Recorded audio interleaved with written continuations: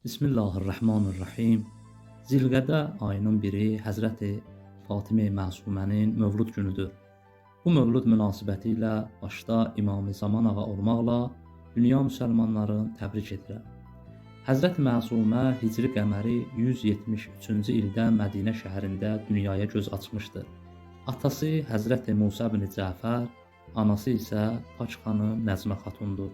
Pak ailədə böyüyən xanım elmə, ibadətə, təqvaya bağlı bir həyat yaşayaraq və xüsusən qardaşı Həzrəti İmam Rıza ilə bağlılığı onun həyatında xüsusi yer tutur.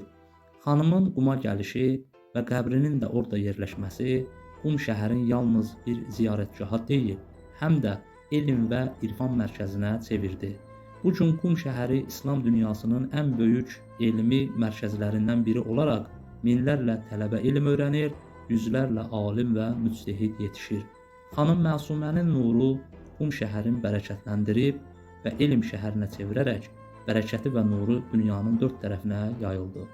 Həzrət İmam Sadıq ağa buyurub, Qum şəhəri bizim tərəfdarlarımızın sığınacağı olacaq və oradan elm yayılacaq. Həzrət İmam Rıza ağa isə buyurub, kim Qumda bacım Fatiməni ziyarət etsə, sanki məni ziyarət etmiş kimidir.